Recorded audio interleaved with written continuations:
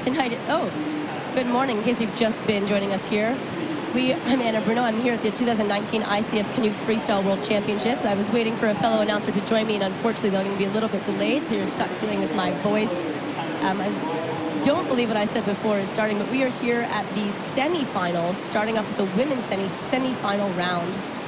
We've got 2 heats of 5 paddlers, 2 rides. Best single ride counts, and only the top 5 will be announcing through to finals. We've got Claire O'Hara, Courtney Karen, Isla Crosby, Sage Donnelly, and Emily Jackson up first in this very, very competitive women's semifinal heat. Claire O'Hara, our current reigning world champion.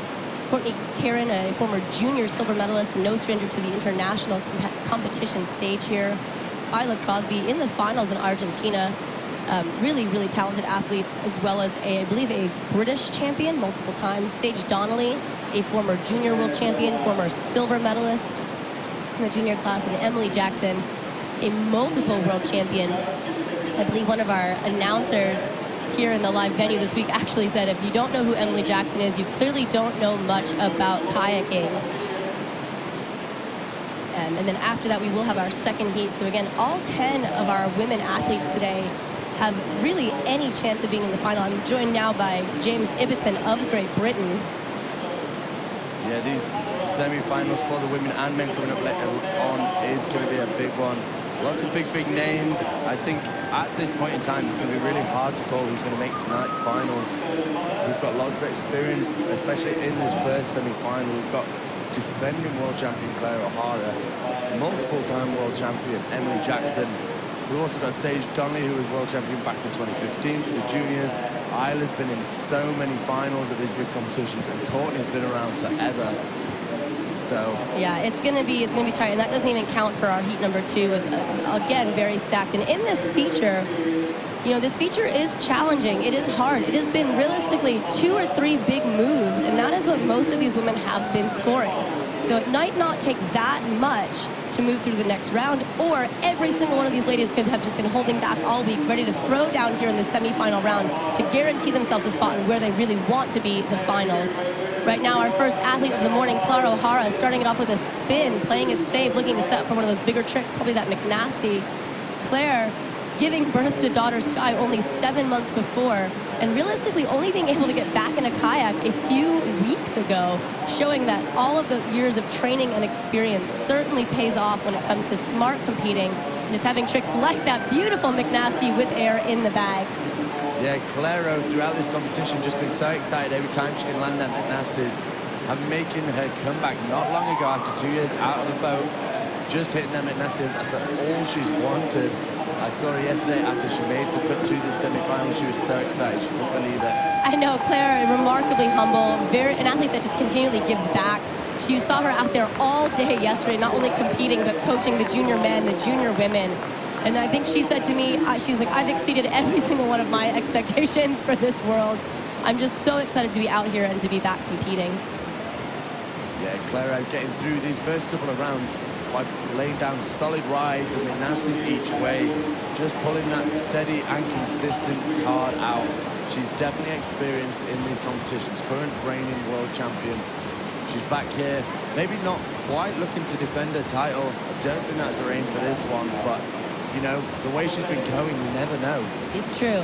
It's true. We called it the Claro effect. Claire has this magical ability to sometimes just do exactly what's needed to sneak through the next round and just blow people away. 203 points, Solid ride for Claire on the board with that first ride. You can see her sporting that pink bib.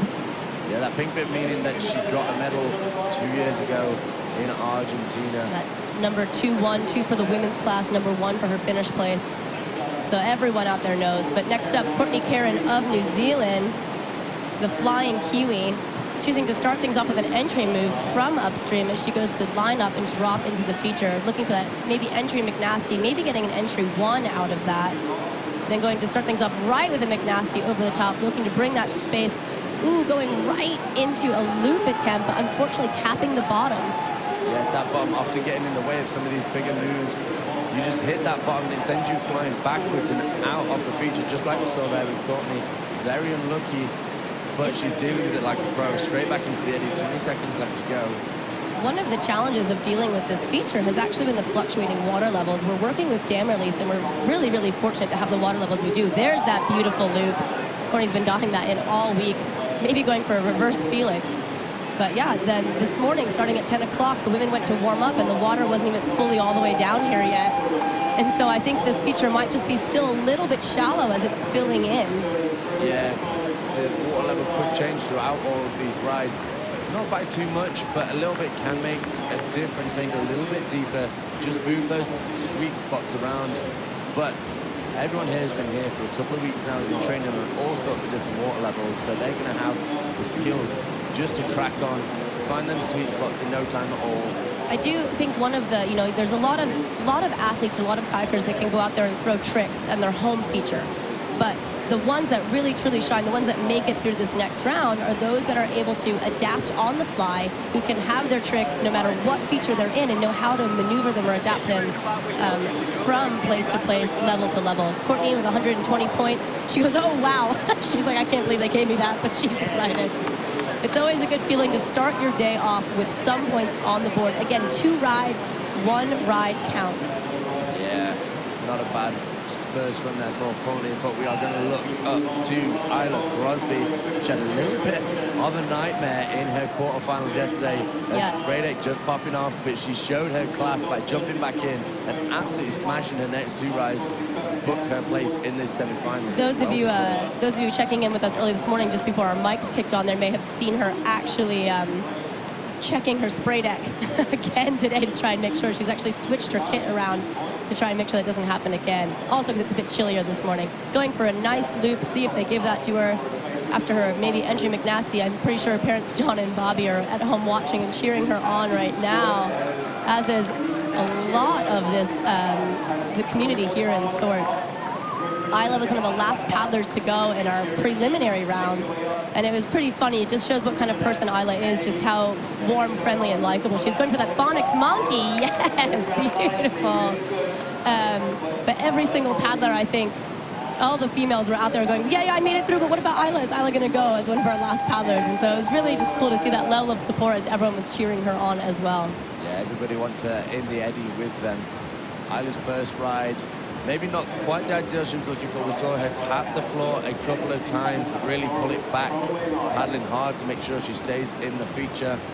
She pulled off a beautiful phonics monkey towards the end. A full 360-degree pirouette on that nose, straight into the front flip. We're going to have to see if our judges think she hit that or not. The phonics monkey, one of those higher scoring tricks, but does have very specific rules. You need to land within a certain point of facing upstream, 20 degrees of upstream. She's going to get a score of 126.67, so putting her currently in that second place position, which she knows she's going to need more if she wants to move on to this final round. Yeah, she's going to be looking to hit them top 5 places. Only the top 5 ladies are going to progress through to this evening's final. So it's going to be quite a tough cut. Coming now, she was the 2015 Junior K1 World Champion, so she knows how to deal with this. She took the lead in prelims and then just dropped down to 7th place in semis, but that was still top 10 and good enough. Yeah, last year's silver medalist, also chasing potentially Olympic glory on the slalom circuit. Really talented all-around athlete. Sage, also one of our announcers this week. You've probably heard her on the live stream here. She's got a big cheering squad with her here as well. She's looking to set up that McNasty. Sage has been paddling nice and consistently all week long. I think there's definitely cannot count her out as a contender for our top 5 positions. Yeah, you never know what's going to happen. Looking for that big space Godzilla on that 10-second buzzer now.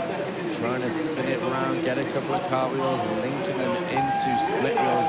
Really making the most of every single bonus point that is on offer here. You'll see these athletes actually going back to repeat moves. It's because they're not positive if the trick they did felt good enough to score. So they know that it's worth it to take that extra 5 seconds, maybe repeat that McNasty in hopes of getting those points on the board. Sage looking for that Space Godzilla, that corked out aerial front twist. One of the harder moves to score here at the World Championships. Yeah, we've not seen too many of them score. That boat has to get all the way clear of the water. It has to have air in order to score. And then selling that 90-degree rotation halfway through is very tricky. You can see Sage reaching upstream, jumping up to try and get that air, get the extension. Yeah, she definitely put a big effort in there. Hopefully she's going to be rewarded with lots of big points on the board. We're just going to have to wait for our judges. They'll have a little bit of a chat, double check that they've not missed a single trick, trying to give these paddlers as many points as possible. That's right, Sage. They're in the kiss and cry zone, I believe, as it's called. Harsh name sometimes, isn't it? Yeah, I know. I definitely did the latter earlier in the week. Some of you, it's her dad, Matt, there, giving her some coaching as she watches the score. We're experimenting with a bit of live scoring here. So for the athletes in the venue, they can actually see as the judges play and manipulate their score, which I think is almost more tense, isn't it? Yeah, you can see sometimes these scores go up nice and big and then points drop off. But then add back on, you never know where it's going to end up. You can come off the wave looking at a nice big number, but then it can drop or it can get even bigger. That's right. Our head judge, Paul Shepard, all week has been making sure these judges have stayed consistent on the style of tricks they're scoring. Sage with a 300-point ride. Solid first ride, but she looks like she is going to be wanting to improve on that score. Yeah, it starts her off at the top of the leaderboard, but coming down next, multiple-time world champion. She's from a family of kayaking legends. There's not many people in the kayaking world who don't know about the Jacksons. It is Emily Jackson now dropping in for ride number 1. I'm going to give Emily just a bit of a personal shout out here as one of my personal paddling heroes. She is just a woman that does it all. Solid front loop right there to start points off on the bat, looking for that McNasty. She brings it around over the top. Emily, mother of 2 children, wife to also fellow competitor Canadian Nick Troutman. Beautiful. She tries for the McNasty the other side, maybe not quite getting the angles right. She's going to go back for that one and repeat it.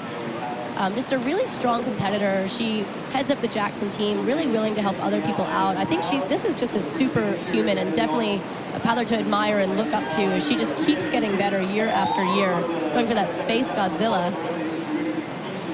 She's just spinning around now, last 10 seconds. She's having a really strong first ride here, looking for that split wheel. Last second, looking for that last split wheel. Going for the cartwheels. These tricks just need to be initiated in time, so as long as she starts that trick within her 45 seconds, it can go on for as long as she wants afterwards, and she can still score them big points. Yeah, throwing that classic trademark peace sign after her ride there. That was a very solid, strong first ride from Emily. She's like, yep, all right. Not my best, but I'll take it. You can see really Emily just moving around the feature, looking for the perfect spot to throw each trick, and just watch the power as she executes it. I believe she calls it her puffer fish face. She really goes to load up for those loops or McNasties. Yeah, she's quite a strong, powerful paddler. We saw her in some of them tricks, maybe tapping the floor, but powering through, flipping that boat over and not letting it stop her. She's definitely going to be wanting to be in tonight's final. I think earlier in this week, the judges were giving a seminar, and they actually used a picture of one of those spaces just like that to demonstrate what a huge bonus should look like. So we'll see if they gave her one of them on that trick. Yeah, Emily, always happy to be on the water. I don't think she minds too much what any scores have been coming at, but that is a good first ride. 490 points, straight into the lead. Yeah. Solid first run. Emily missing the cut to finals last year, I think in Argentina for one of the first times ever in an ICF competition. And so I know that she is definitely looking to reclaim her position in that top 5, and she's going to be out with a vengeance. But right now, current world champion, new mother. Oh my goodness! I don't know if that was an entry move or just a bobble. Either way, Claire O'Hara not letting it phase her, going right into the McNasty, bringing the boat around over the top just showing that textbook skill as she executes those higher scoring moves that have really become, I think, a standard if you want to be in this top 10 women. Yeah, the ladies standard this year really pushing up. They're all looking for them big tricks, slightly higher risk, but so many of them pulling it off. I think Claire set a point record for the women in ICF competition with her ride in last year's finals. And while we may not see that point record matched or broken here in Argentina, what you are seeing is a much more diverse class of women able to do these higher scoring moves with consistency. You can see all her fans out on the side cheering her on. Claire, another well-liked paddler. I believe she just went for a tricky woo after the buzzer. I don't know if she was just feeling that out or if that was just for fun. She's like, yeah, I got this. Yeah, Claire definitely one of the paddlers who can pull those big moves out. Before a little bit of a time out of the boat, she was pulling tricky moves and lunas and everything, looking for them big trophy moves as well. Definitely showing the men.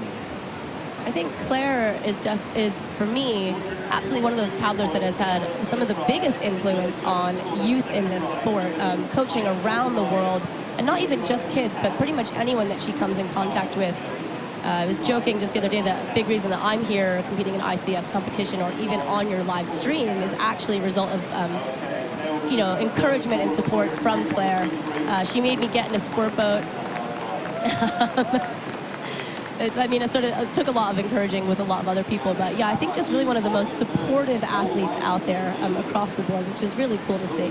Yeah, I think Claire's second ride there came in at just about 120 points, so she's going to stick with ride number 1. I think currently sitting in that 3rd position.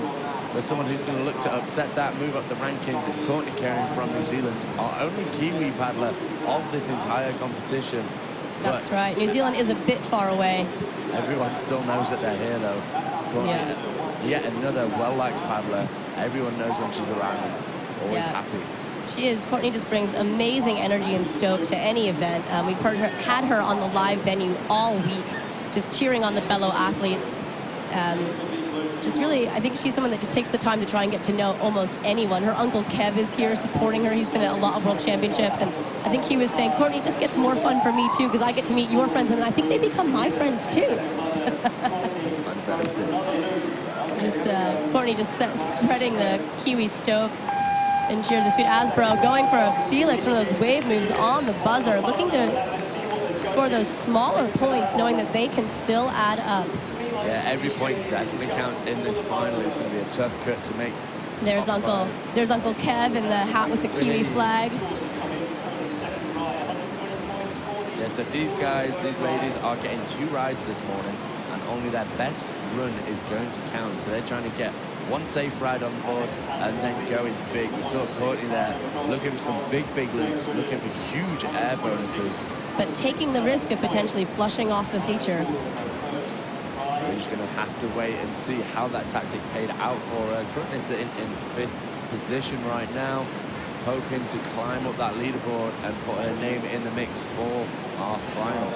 You know, after one of my rides yesterday, someone explained it to me as being death by McNasty. It's like either you get stuck in the side surf and try for your McNasty and hope it goes, but if it doesn't, it can really eat up your 45 seconds and kind of kill your ride here.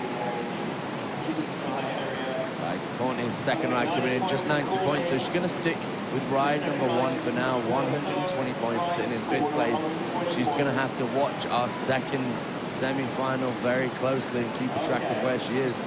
Courtney, though, the worst that she could possibly finish is 10th in the world, and that is still a pretty significant achievement for any paddler, especially one in this talented field we have out here on the water today. Yeah, for a lot of people, just making it to the World Championships is a big achievement, so every single person is proud to have gone out there and paddled. That's true. Isla Crosby looking to drop in from above. She's going to be trying one of those entry McNasties that she's so known for. Bringing the boat around over the top. Staying in the feature, which is the most important part, getting a spin, going right for the loop, maybe even getting a link bonus on that. She goes, catches her edge, gets a bit of a bobble. Oh no, Isla just flushing off the feature. She's going to be working it to sprint back upstream. Loads of time on the board to get 1 or 2 of those higher scoring points. This is it, her second ride. She knows she needs this if she wants to top the leaderboard. Oh no, very unfortunate there for Isla. maybe concentrating a bit too much on speed and not where she was breaking into that flow. 10 seconds left now. She's sat in 4th place. It looks like she went for a little bit of a different tactic on this second ride, dropping a couple of easier moves. Going for the phonics on the buzzer, and unfortunately just catching her edge and bobbling off.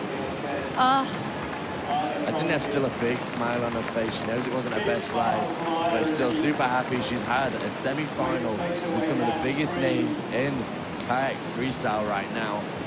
She's shaking her head. But still, Isla just a very, very strong paddler. I wouldn't be I'm not going to be surprised to see her again here at the ICF Freestyle Worlds, that's for sure. Yeah, she'll definitely bounce back from maybe not the result she was hoping for. There's that moment where you're like, oh no, oh no. You know exactly what's coming. You know you're about to be upside down. Get your last breath in and get ready to roll. I was actually trying to tell the judges yesterday that I think I linked two, what I call 2 window shades yesterday, 2 side loops in the hole, and I was like, you know, that could be a new trophy move. Could be. Yeah. Maybe a trophy one. It takes talent. It takes talent. Says 126 points again for Isla. Dr. Isla Crosby, very consistent there. You see they're not quite the score she was hoping for, but she'll come back. She'll be happy still. I know many of these athletes come in with a ride plan, and as soon as that plan doesn't go exactly to where you're looking to go, it can be really hard to retain that mental headspace and recover and kind of figure out, where do I go from here? What do I do next? Yeah, often the plan's taking up the full 45 seconds, so those 2 paddle backs for Isla is not ideal. But right now, Sage Donnelly currently sitting 2nd place in our rankings, cracking things off with that big front loop into a split wheel there. Going from one end to the other, switching that direction around as well. Maybe a little bit low. You can see just the toll this week has taken on a lot of these athletes. It is tiring being out here in the heat and putting down ride after ride. Not only do these athletes have to go through preliminary rounds, quarterfinals, semifinals if they want to make it to the finals, it's a lot of, I think, mental brain power as well as the physical stamina to stay consistent through these worlds. These guys as well, out nearly every day supporting their teammates. It's quite a team sport. Despite just being one person out there on the water in our feature, it's definitely a team sport. You can see Sage's better half there, Charlie, on the side supporting her. He knows maybe that wasn't the ride she was hoping for. So with 5 more women to go, you really do want to be sitting at the top of this leaderboard for having a solid chance of making it through the next round, knowing that any single one of the next 5 women could retain that top 5 position. So Emily Jackson and Hitomi actually yesterday scoring the exact same thing. Hitomi's going to be our first paddler in the next round. Split into their 2 heats by a tiebreaker of their dropped score, their lowest ride score. So it is going to be tight. It is going to be close. Emily giving Sage a hug there. Yeah, just consoling her teammate. Maybe she wasn't looking too happy. She'll have a chat with her dad. She knows that this competition isn't the end of the world. Yeah, 33 points there on run 2. But she's going to stick with that big score from run 1, 300 points. Definitely a score to be proud of. Still, Sage in her first competition as a senior, really showing that she's got what it takes to hang with the ladies and put the pressure on. Right now, our current leader, Emily Jackson, she's sitting in that first place, but she doesn't know how long for, so she's going to want to improve on that 490 score. My guess was that the cut for that top 5 was going to be around that 490, 500 mark, and so Emily is going to be look at her bowling off that strong forward stroke, showing her slalom and river running backward as she doesn't waste a second, going right for that powerful front loop. Looking to set up for the McNasty, bringing the boat around over the top, maybe getting an air bonus on that trip. Going for the McNasty the other direction. You notice that a lot of athletes choose not to waste the time of spinning all the way around, but go for that switch technique. Is that easier for the C1s? I noticed a lot of the C1s doing it as well. Yeah, C1 is definitely easier with one blade. Trying for that Space Godzilla. Now just surfing around, looking for that next trick. As she hears her 10-second buzzer, she knows there's time for a couple more tricks, looking for that split wheel, some big scoring moves. Maybe split wheel the other direction. She's smiling, carving around, just enjoying her time out there on the water. Yeah, making the most of every second. She knows as soon as she gets off the water, it's going to start to heat up. This is possibly the coolest she's going to be. Yeah, that's right. You've got to make the most of your time in the water, don't you? But yeah, I can Like, watch that replay of just that beautiful power, explosive front loop. Yeah, Emily really showing her experience throughout that ride. It didn't get off to the best start. She almost flushed straight away off our feature, but she powered hard back on and went straight into that big aerial front flip, hopefully scoring some bonus points on that as well. Just having to wait for that second ride score to come in. Emily rocking the pink and purple. Color coordination is on point. Looking good. She's going to stick with that first run score of 490, which should be enough to put the pressure on our next heat. That is going to be the score to beat to ensure yourself a place in our final later this evening. So there we have our scores from this first preliminary semifinal round here. Emily Jackson, 490. Sage Donnelly, 300 points. Claire O'Hara, 203. Isla Crosby, 126. And Courtney Kieran, 120. Yeah, no one at all should be disappointed there. I know some people have been more happy than others. I'm sure Clairo slap bang in the middle of our rankings at the minute, but she's going to be so excited just to have made the semi-finals and then done a couple of tricks. I think really inspirational, both Emily and Claire, showing that, you know, just if you've got a family and that you have kids doesn't mean that you cannot still be out there as an athlete competing. It's really a hard thing to, but I think we're going to hear Emily's take on things right now. Right, I'm here with Emily Jackson, who just finished the semifinals. An amazing first ride, currently sitting in the first place with 490 points. How does it feel? It feels pretty good. You know, in general, the scores here aren't super high because it's a tricky feature. It takes the breath out of you, obviously. And so you really appreciate the moves that you get. And it's really important to take your time and just nail those moves. And I felt like I did a lot of tricks. I didn't score all of them, but you know, I did my best to sell them and just, you know, go out there, have a good time, smiling the whole time, best I can. So definitely fired up to be here and just appreciative of getting this far. Wow, that's a great attitude and I mean, amazing run. But the big question is, do you think it's going to be enough? I think there's a good chance it's going to be enough, but that's not up to me to decide. All the girls still have to go out and have a run. So now I just get to hang out and wait. All right, thank you, Emily. And we're looking forward, fingers crossed, you make it to the finals. Sorry guys, I apologise, a bit of a technical issue here. Thank you, Emily, for that. Look at feedback of that beautiful Space Godzilla. Emily working really hard on those Space Godzillas all year. And it's always nice when you feel that the work you've put in to get here, you can show it off and it pays off in these competition rounds. Yeah, this is what everyone's aiming for, hoping to peak, learn all them new tricks, get them dialed in, create that routine, and just nail it on this World Championship stage. But yeah. We are now coming up to our second semi-final, the top 5 women right now. So Hitomi from Japan going to kick things off, and then Annie from Finland, Marine from France, Anna from Germany, and currently taking the top spot into this round, Zofia from Poland. So Hitomi, one of the, I think, just fiercest and best known competitors out there of Japan. Hitomi looking to start things off strong with a phonics monkey. Hitomi struggling with her entry moves earlier this week. Nice to see her choosing to actually not do those, going right into that explosive, powerful McNasty. Hitomi sporting one of those pink bibs and from her 3rd place position last year. McNasty the other direction. This is the Hitomi we know and want to see, laying it on the board, spinning it around, looking for that loop. Beautifully explosive. Spinning around the other way, trying to finish it off, maybe going for that phonics. I'm not sure if that's the other direction or if she's just repeating that trick, making sure it's scored.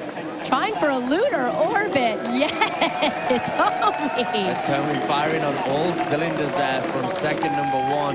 We saw big, powerful McNasties. You see Team Japan waving the flag. One of the stand-up things about Hitomi is, you notice she always tries to protect herself from the sun. Paddling with those gloves there doesn't slow her down at all, as you can see. Explosive McNasty right over the top, maybe even getting a huge bonus on that. We're gonna have to see how the judges think that trick compares to the rest of the ones they've seen across the board here in the women's class all week. Yeah, Hitomi also a regular in World Championship finals, and on that World Championship podium, you can see her as well in the pink bib. She got a bronze medal 2 years ago in Argentina. I know she I believe a silver medal in Canada as well. Yeah, She's already won a medal once this World Championships in that squirt boat event, and she's looking for another in the float boat. Big scores, 643 points, straight into that top spot above Emily Jackson. She's happy. You know, most of the week you chat with Hitomi and you say, Hitomi, how are you? And she goes, so happy. And I think that just really sums it up. Yeah, another one of our paddlers super excited just to be here on the world stage. All right, and next up, Annie from Finland. I think Annie surprised quite a few people with her appearance consistently at the top of the leaderboard this week in Spain. I think herself is one of the people she's surprised. I think so, I talked to her yesterday. She was so excited of how well she did as she starts off big front loop. Annie's been spending a bit of time over in Nottingham, really working on perfecting those hole tricks. Already a strong wave boater. You know, Finland, really, I think, a surprisingly strong paddling team and community showcased here at this World Championships. Yeah, these guys always going out in the spring, making the most of all their snow melting, just flushing off our feet now. Annie sprinting hard, looking to ferry guys straight across the flow and into the eddy now, sprinting up. She's going to drop in there and I'm sure crack out a few big tricks still. We saw her yesterday with McNasty's, Felix's, working hard. Maybe just a little nod of the head there. Again, you can see that maybe just this slight change in water level really just throwing a few competitors off this morning, or maybe it's just the long week or the stress and pressure of knowing that this is the one that they really, really want to make. This is where it all counts. Yeah, the semi-final could even be harder than the final itself tonight. 10 amazingly talented women battling it out for them top 5 spots. It's going to be tough just to make that final. You know, each of these top 10 women, I think, capable of being in that final. And the cut this year has just been, I think there was, I think we counted at least 15 or 20 women capable of easily making into the top 10. You know, it's just, it's hard to stay consistent, but we've seen these same names up here time and time again, round after round, for a good reason. Yeah, Annie's first ride there coming in 100 points. Definitely not the ride she was hoping for. But like we say, she'll come back for run number 2. Try and get more points on the board and make her way into the final. Say Marlene from France here, choosing to drop in from upstream. Marlene, one of my favorite female paddlers to watch on the water at the moment. Strong, consistent, explosive. Doesn't always look like she's trying. Yeah, that's definitely part of the French style. All our French paddlers have a beautiful, fluid technique that makes everything look effortless. And then going for that entry move, retaining the feature, looking for a McNasty. See how her stern catches the green water, and yet she can still pull through that trick, pulling it off, keeping her stern nice and high, going for that next McNasty, maybe landing a bit wide on that one. Wouldn't be surprised to see her choosing to repeat that trick. There it goes, she knows. Yeah, Marlene has stacks of competition experience, not just through the years, but this year itself. She was on a bit of a Colorado tour at the start of the year, competing over in the States, mixing it up with some of the best in the world, just like she is right now with that front loop, trying to build her score up. Marlene sporting the pink bib, showing that she was one of our medalists last year, taking that second place position with a ride that was only 40 points behind Claire's winning ride. Marlene is capable of an 800, 900 point score, and I know she's going to be looking to show that off today. Yeah, we see her now just crossing back over. We'll watch a couple of beautiful replays. Didn't have that first McNasty, strong, powerful loop. You could definitely see her there tapping the floor. It looks like she's already reinforced the front of her boat, prepared to use the floor, maybe generate a little bit of power off it, just to throw those tricks around nice and hard. Yeah, Marlene also an engineer, so one of the paddlers that does have a day job, if you want to call it that, a life outside of kayaking here. Seb Defred, teammate, who'll be competing later today, giving her some feedback and coaching her. Seb, just a tactical machine. If there's anyone that you want coaching you out there, giving you feedback, telling you how to improve, I'm sure he is one of the top people to have out there, if you speak French. Yeah, definitely if you speak French. Seb, not got the best English, but I'm sure it's better than my French. Marlene's first run came in at 366 points, which put her in 3rd place for now overall. So still sitting in that top 5. But we're coming on to our top 2 paddlers. Anna Huber of Germany. She's currently the European champion. Unfortunately, digging maybe a little bit deep on that McNasty there. Oh my goodness. Anne has been one of the most consistent paddlers I've seen in training all week here. And I think that caught her by surprise there. But she's not hesitating as she goes right back up to the feature. She's going to be looking to repeat that McNasty. bringing it around into a spin, setting it up backwards, going for the switch McNasty the other direction. There's the trick she wanted. That's going to get some points on the board, get her starting to find her flow here and show us what she's got planned. Looking to spin it around the other direction. Unfortunately, catching her stern edge, setting up for a loop out of that instead. We'll see if that scores. Yeah, she's got the experience just to trying things round into different moves when they're not quite going right. I do think that the water level here is affected a lot by the pool height. So as the water fills in throughout the day, the pool height actually comes up and maybe changes the feature just slightly enough that some of these competitors are just struggling to adapt on their first rides. Yeah, hopefully though they will settle in and throw some big tricks on ride number 2. I have no doubts. But that only leaves us one more paddler here in this heat. So Anne starting things off, still managing to get some points on the board there. We'll see what her score is in just a moment. 123 points there for Anne. I don't think that quite overall puts her in the top 5 for now, but she has a second run to come back and smash it out the park. But currently all eyes on Zofia Tula of Poland. Zofia, also pronounced Zosia. You can see her name right there on her kayak. Her parents actually own a vinyl graphics company, and she's a graphic designer. So with their talents combined, you can see that she's got that beautiful boat there, going for a nice entry McNasty, bringing it over the top, looking to spin it around, setting up one of those McNasties, choosing to change direction and go the other way, maybe landing a little bit wide on that. We're going to see what the judges have to say. Yeah, it looks like she's going to try and go back for it as well. Zosha, a very intelligent paddler, knowing exactly where her boat's landing, where to throw it. That one looking maybe a little bit painful, not quite getting the rotation before hunting. See what we mean by this death by McNasty trick here. She just goes for that trick over and over. And I mean, can you, how did she pull off 5 or 6 of those McNasties just in a row like that, just looking for the one that's going to be perfect? Zofia changing it up, going for a loop, trying to stay controlled there. She works her way out to the shoulder. She is working for it. One more second on the buzzer, showing why she has all of that competition experience. Partner and Coach Tomas cheering her on there. Yeah, you could see he was kitted up as well. He's going to be in our semi-finals for the men just after, so a powerhouse couple of paddling here.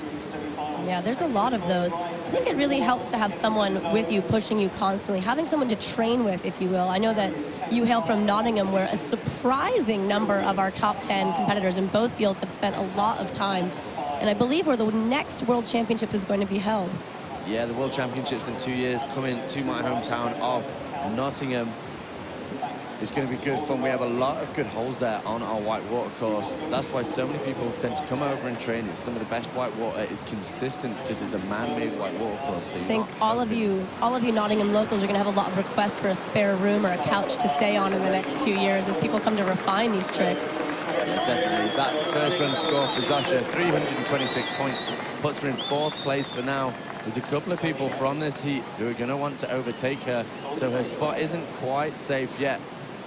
But someone who is about as safe as you can be is Hitomi from Japan. She's currently leading this semi-final. I think it is safe to say that Hitomi is now in the final round, and so let's see what she has for us as she just goes to enjoy this ride, I think. Oh no, an unfortunate bobble. Yeah, Hitomi though, she's just going to power straight back up the eddy, waste no time. Still 30 seconds left on the clock for her. Lots of time. She's already banked that massive ride of 643 points on run 1. So this run, I'm sure, is going to be a riskier tactic, looking for them big moves straight into that mid-nasty, powering it, throwing that boat around like it weighs absolutely nothing.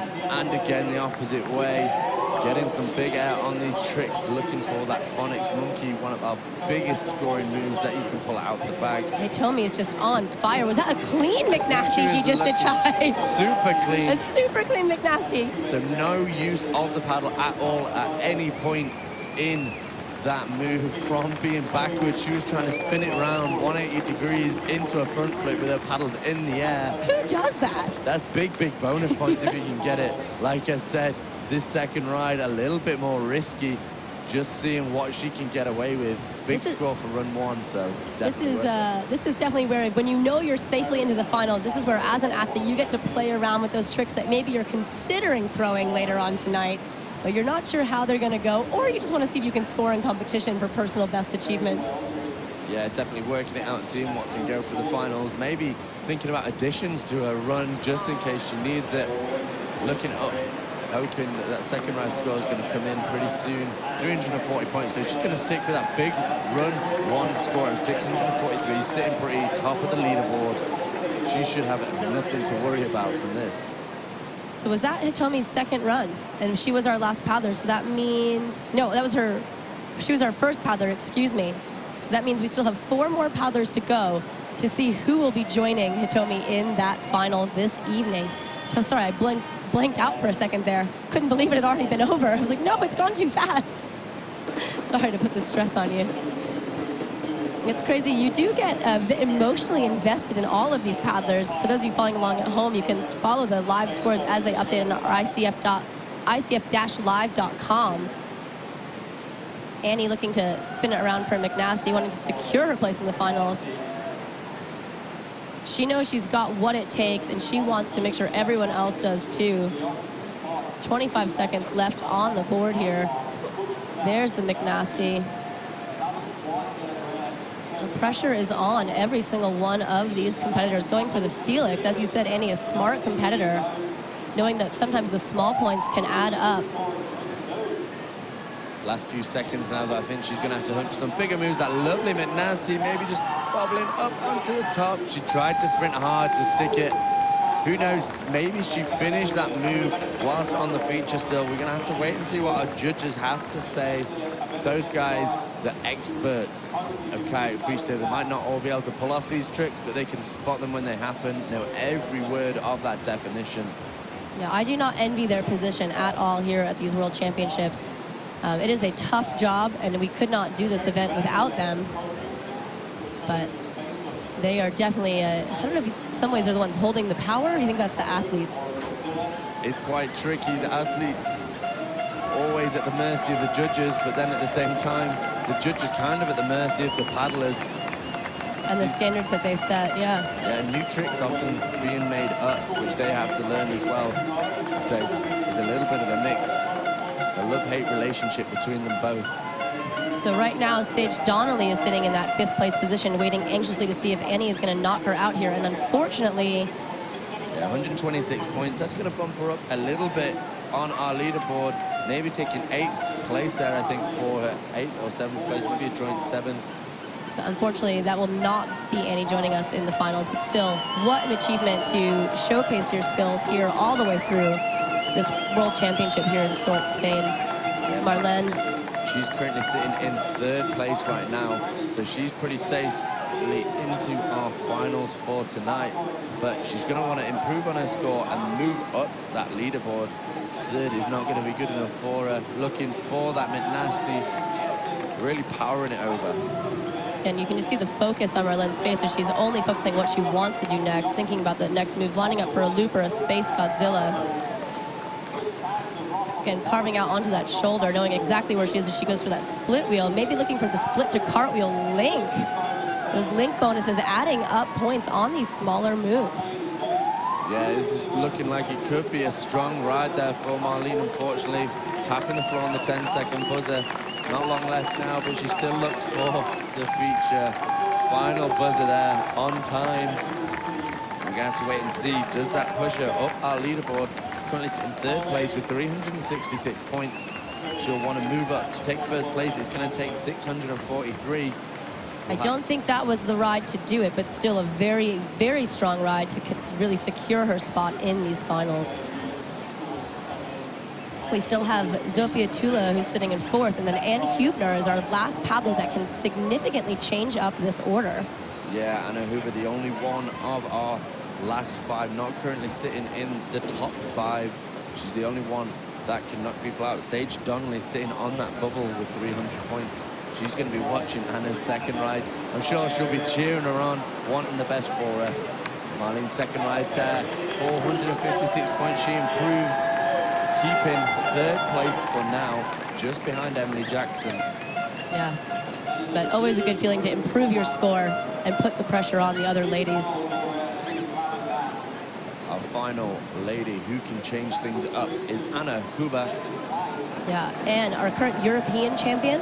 Yeah, she won that last year at Bratislava in a very close final with some big tricks. Anna maybe there trying to get that McNasty. She's getting the tail clear of the water. Nice McNasty there, bringing that boat over, really trying to sell it to our judges. And she goes for that front loop. This is more of the consistency we've been seeing from her throughout competition and training. Spinning it around, looking for that second one. Going for a Felix, trying to know, again, points on the board is better than a missed trick. And then going for that McNasty again, bring it over the top, and just a really strong, powerful paddler has been just really making the most of this feature, going for a Space Godzilla. She'll know exactly what she needs to do in this ride to make that top 5. It looks like she's almost executing that plan exactly. Not many missed moves there. Her teammates cheering her on. They reckon it was a big ride. They're hoping it was enough to beat Sage Donnelly. Sage, what was Sage sitting at? A 300-point ride. 300 exactly there for Sage. So I think this could be close. Sage's first senior competition, so even if she doesn't make the final, it's still a real good effort for her. Yeah, but waiting and seeing. No one likes being on that bubble, especially when it's for the final. That is the truth.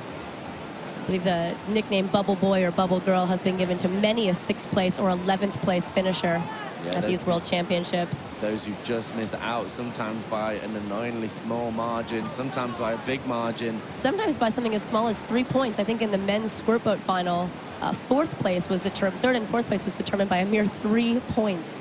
Yeah, that's always tough to watch. Just waiting now, and a second score, 336 points. That is enough. It will take her up into that 5th position, just even higher than 5th position, 4th position for now, just ahead of Zofia. So that's going to be enough to see Anna through to the final. Zosha coming down for her second ride, but she already knows she's done enough to make this final.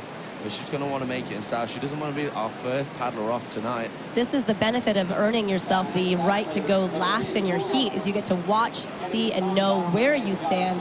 Zosha, knowing that she's already in, what is she going to unleash for us? Is this going to be a practice ride for what we're going to see tonight? We start things off with an entry McNasty, landing a little bit sideways, but still retaining the feature. Landing does not actually matter on those entry moves the way it does on the other tricks. Entry moves also the only trick on the score sheet that is not linkable. Yeah, no bonuses available for them entry moves, but the upside of doing them is you get points in your first, second, or 2 of the ride that you might not be able to get if you just drop it in to a surf. I know my mother actually asked me the other day, don't you get bonus points if you stay in the feature the whole time? And I was like, that would be nice, but unfortunately you do not. You just get the advantage of being in the feature the whole time to throw your tricks without wasting any time. Yeah, the bonus being all your time in the feature.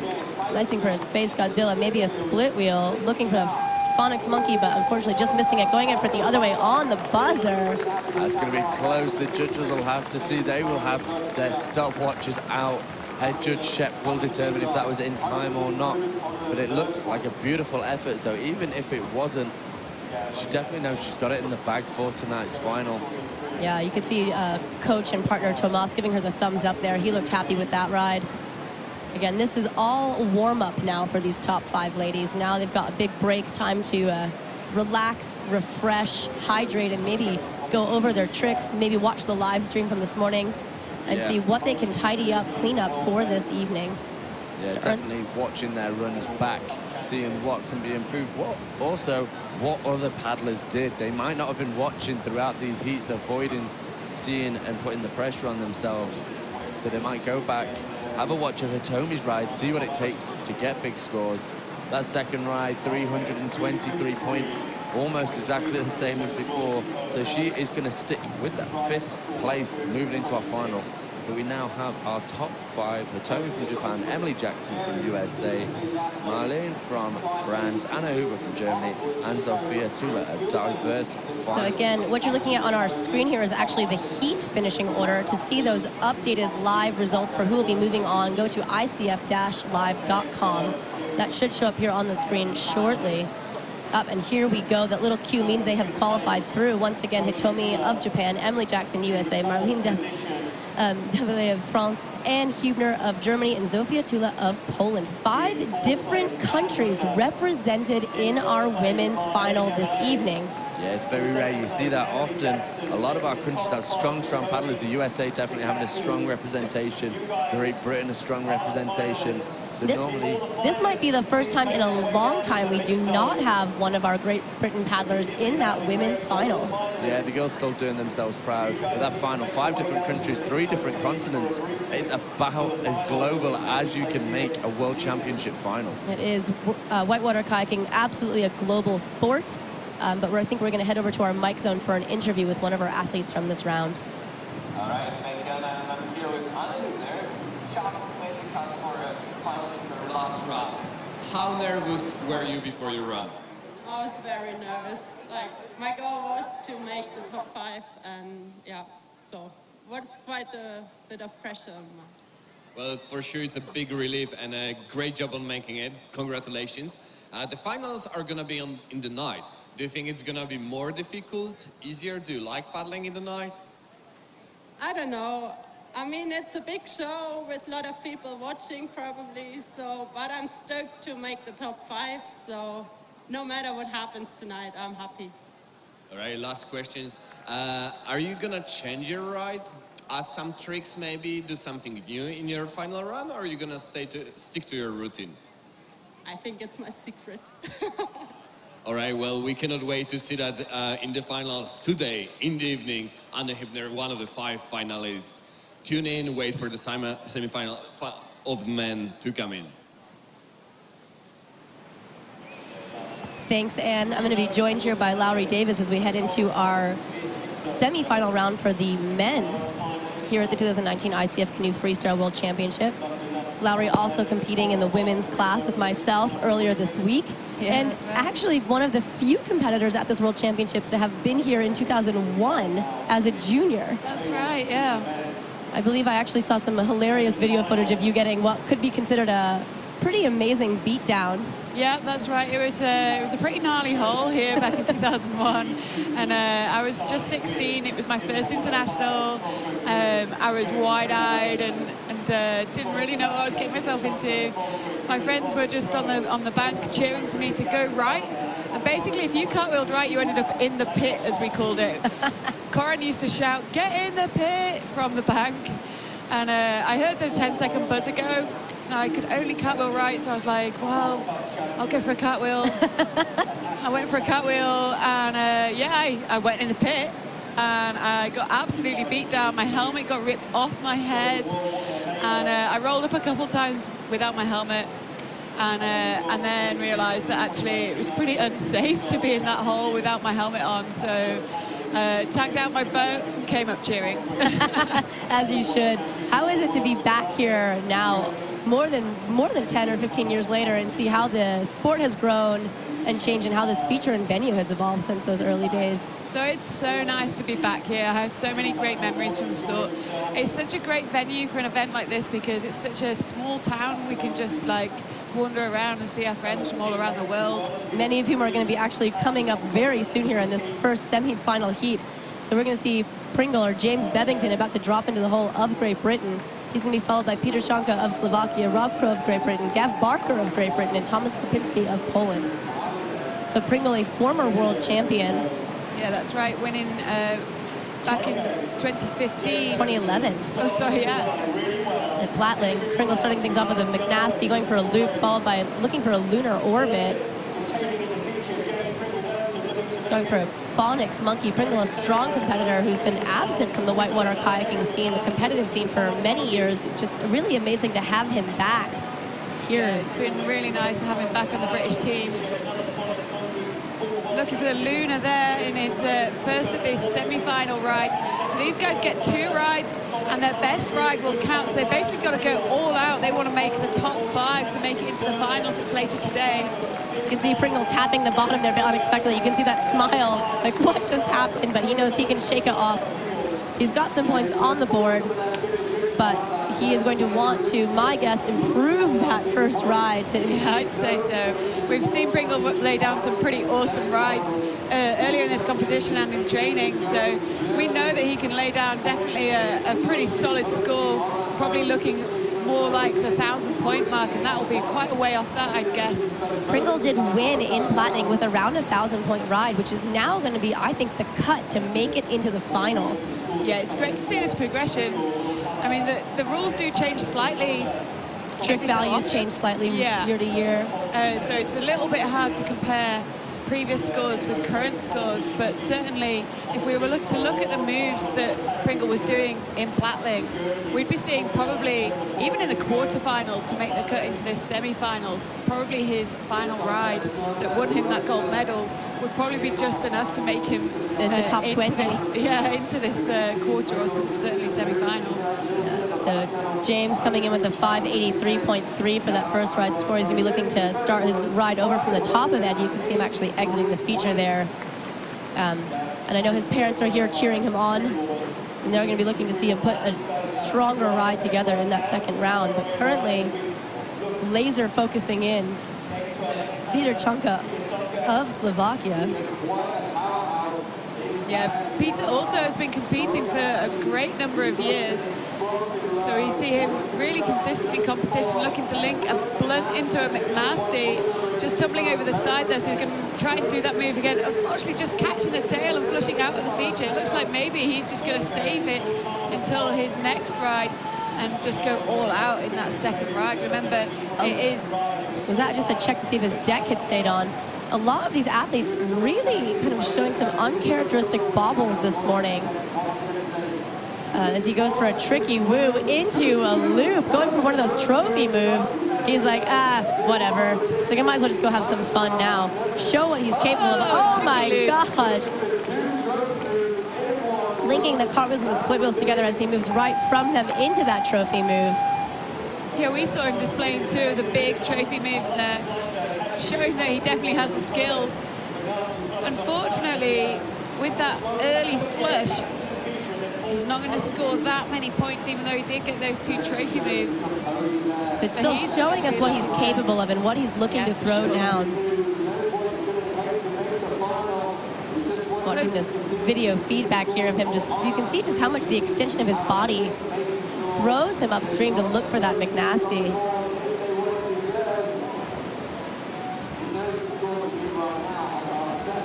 I don't even think he's going to bother to wait in that kiss and cry area for his score. I can see his dog coming down to greet him.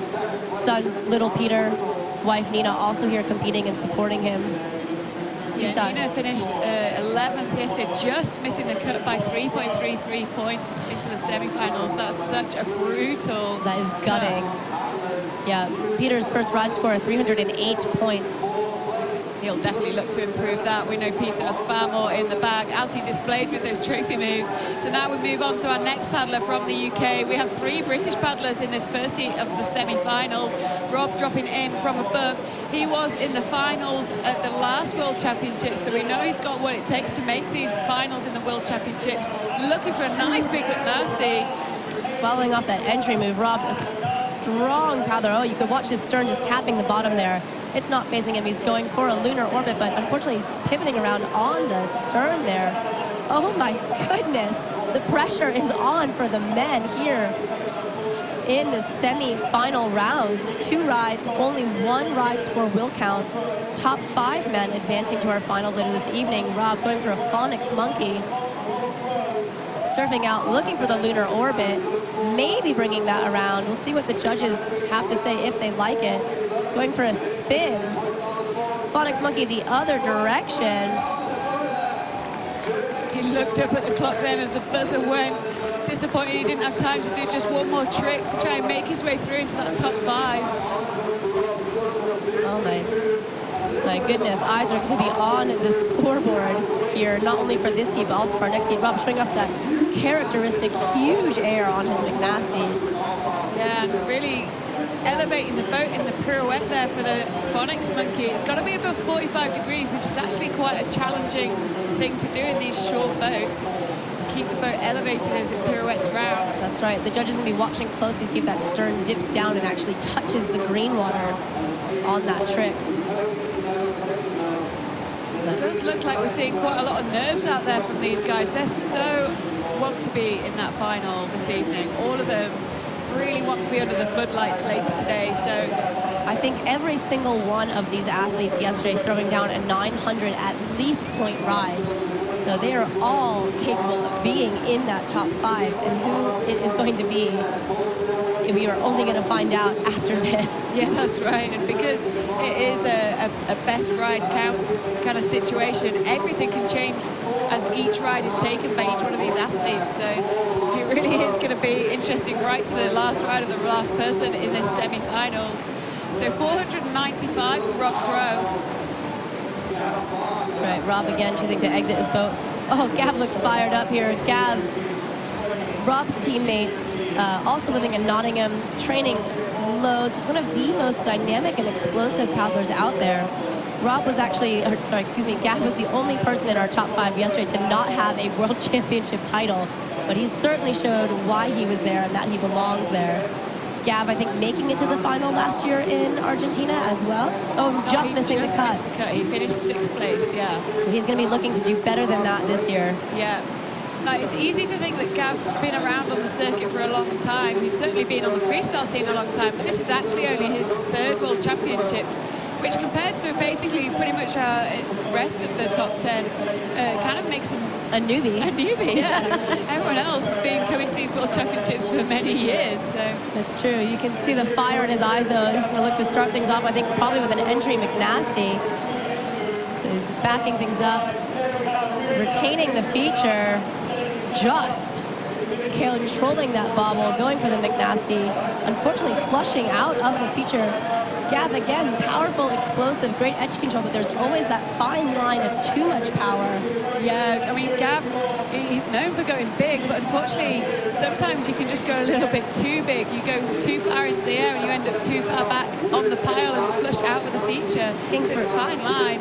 Looking for a Phonics monkey, followed by some cartwheels, maybe linking it up, going for the Phonics or the McNasty the other direction, right into a lunar orbit. Oh, unfortunately, just failing to sit that stern down. This is a heartbreaking, so nerve-wracking semi-final round here. I don't know if I've ever seen anything quite like this. I know. I was just trying to think back whether it's, you know, in every competition, whether you're in it or you're watching it, it feels like this one is the most tense. But I genuinely feel like this one is the most tense. There's so much flushing going on from these guys, and these are the most skillful freestyle paddlers in the world. And we can really see the nerves hitting these guys. The nerves, the changing levels, the exhaustion from the heat, and the long week here in Sort. You know, we've been going for almost a full week already. Yeah, that is true. Our squirtboarding competition actually starting things off, I believe it was last Saturday. So this is day 7 of the World Championship. It's hard to maintain the energy levels and the focus and all of it. So 430 points for Gav's first ride. So all the guys actually fairly similar scores from these first rides so far. But about half what they've been scoring to get themselves here. So this is actually pretty incredible to watch. Next up from Poland, Tomas. He's excited. You can see that fist pump as he goes carving out into the white water, looking to start things off again with that entry move here. So almost all of our men, if not every single one, looking to start things off with that entry McNasty style move, getting points on the board from the get-go, right for McNasty. Off the bat, Tomas really masterful at using the feature and moving around as he looks for a lunar orbit. Oh, looking for a back loop now. That was a bold maneuver. That was a bold maneuver. Back loops are tricky in this feature. They are, but yet Tomas knows that he's already backwards. What is a trick that's a great trick to throw off of landing backwards? How about a back loop? And I've seen him land them all week. That's true. Looking for a Phonics monkey. Looking for the phonics the other direction. Maybe getting a McNasty out of that. Again, if that stern dips down, it could still be scored. It looks like he's still, like many other people, having a death by McNasty type of day here. We all know how that feels. It's true. But, you know, for me, it's really an incredible thing to see. You know, when I feel like I first started freestyle kayaking, which competitively wasn't actually that long ago, the McNasty felt like this kind of unattainable trick, a trick that only the best of the best could access. And now, I mean, not to say that everyone out here at the Worlds isn't the best of the best, but you're seeing so many more people, including our junior class, throwing these McNasties consistently in competition.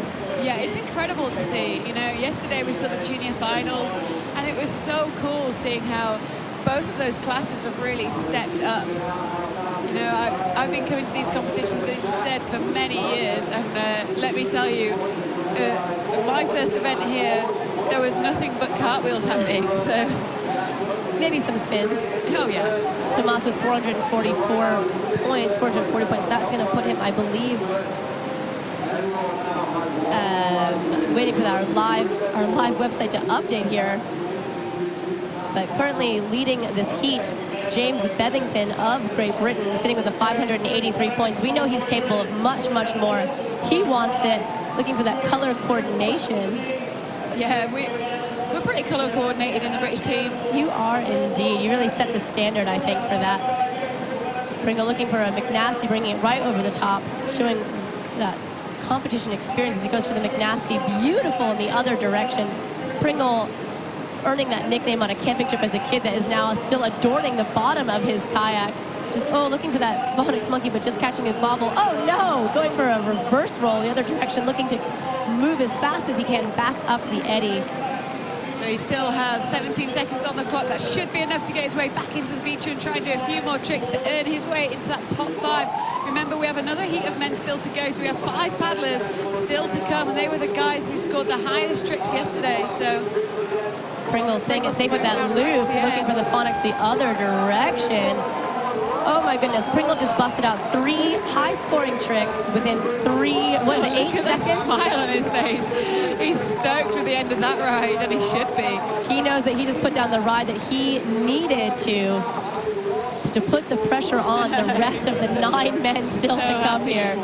I love that smile. It just brings me so much joy. Pringle's got a great giggle, just a great smile, and it's been such fun to have him out here competing and just taking part in this World Championship. Yeah, it's been awesome having him. He's staying at the campsite where I'm staying, and like of the evenings we've been playing a lot of games, board games together, just to chill out and try and switch off from the competition, and it's been absolutely hilarious having Pringle here. I first met Pringle in Uganda back in 2007, which seems like a remarkably long time ago now, and it's just really incredible just to watch the development of, see the person, the paddler he's become. I think he also works in film production. Yeah, that's right. So in his time away from competing, he got himself trained up as a filmmaker. So he's a really talented cameraman. So 860, stepping up that bar. Those are the scores we want to be seeing here in the semi-final round, and he knows it. Yeah. Pringle pretty stoked with that ride, so let's see if the other men can reply with a similar kind of score. And somebody who definitely can, Peter Zonka, sitting with an uncharacteristically low 308 right now. He is absolutely looking to double, if not triple or quadruple that score with this ride. He's certainly capable. We saw him do it before.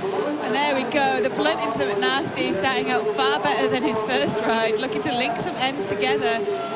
If we link tricks together, we actually get extra bonus points. Unfortunately, just flushing out on that tricky woo, going to make his way back up the eddy, but he still has plenty of time. We saw with Pringle how these paddlers, they're so talented, they can throw down some really big tricks in a short amount of time. Going for a split to lunar. Peter, known for being one of the, I think, larger paddlers of the men's class, often complaining that many features are challenging for him because they are smaller or flushy. And yet this has been a pretty big, powerful feature all week, right up his alley in style. So see what he's got for us as he goes for that last lunar orbit on the buzzer. Yeah, Peter is definitely a very powerful paddler, really strong. So this kind of feature should be, and we saw earlier in the week, we saw him really throwing down some big tricks in there, counts, and it's kind of all or nothing here for the finals. It is. It almost feels like the semifinals is over before you even get a chance to get going or find your groove, doesn't it? Rob looking really frustrated there. You know, I think behind all of these athletes is just this incredible journey that it takes to get here. So much work, so much focus, and to really to feel as though you haven't been able to display that, I think can be particularly gutting or particularly heartbreaking. But each of these athletes really showcasing some of their best this week, and knowing that we all know that ride is not characteristic of Rob Crow as a paddler or his abilities. I mean, in the moment as an athlete, it can be so hard to see the bigger picture, you know, or you feel like you are defined by the rides you've just done, and that is so not true. Absolutely agree. Come on, Gavin. Oh, gosh. Just flushing on that entry move. Oh, my goodness. You could see the points on the board go up and then actually disappear off that live score system as he flushed.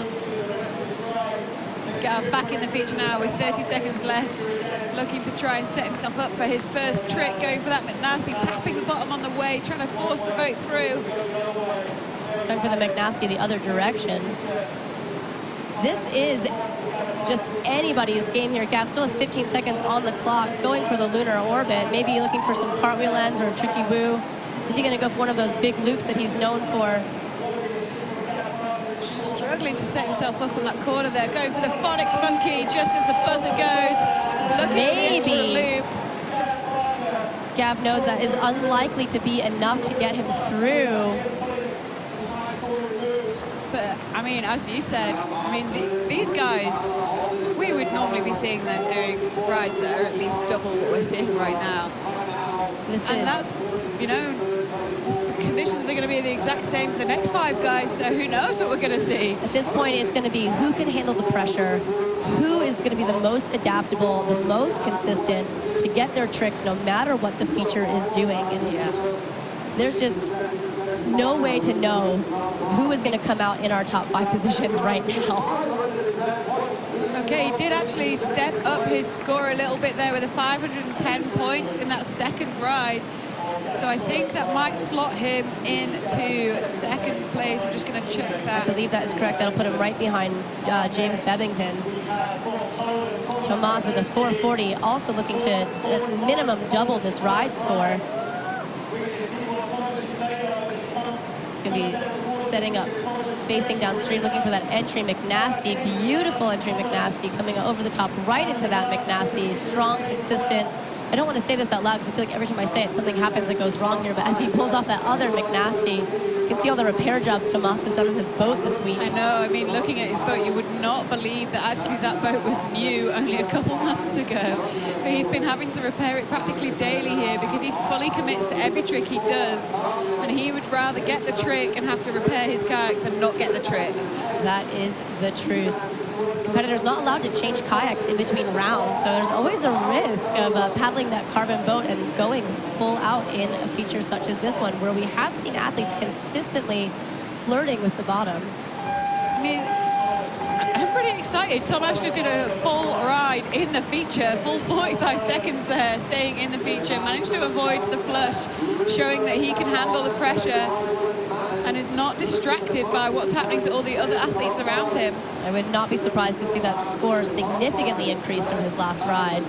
The question is going to be, will it be enough to sneak him through into those top 5 positions? We're really not going to know the answer to that until we see both rides from all the paddlers here. So remember, we have another 5 paddlers who are currently getting themselves ready to go behind the scenes. Tomas anxiously waiting to see the score. This is where it is going to count. He knows what he wants. Now the question is, what has he received? He's calculating it. 746 points, significant improvement, which puts him into second place just behind James Pringle Bevington. Okay, so currently we can see on that leaderboard, Pringle up there at the top, then Tomas, Gav Barker, Rob Crow, and Peter Zonka down at the bottom there. So any of those guys could make the final, because we're going to see what's going to happen with the next 5, or maybe none of them. We don't know yet. And really, The pressure is on here. Tensions are high. But first, we're going to go for an interview with one of our athletes from this last round. All right, thank you, Anna. And I'm here with the biggest comeback of year 2019, James Pringle Bennington. Currently, you're sitting on the lead with amazing 860 points. How does it feel?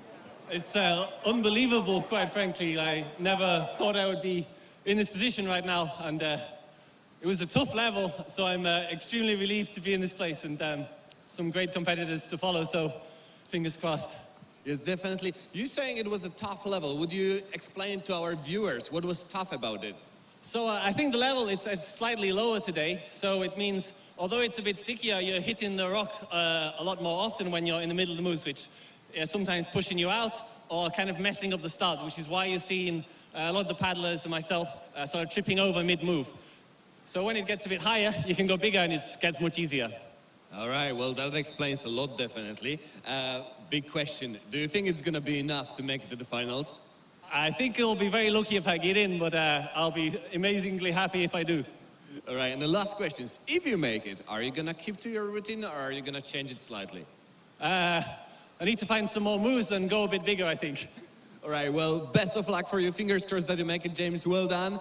And hopefully we'll see you in the next round. Heading off to the second 5 of semifinals.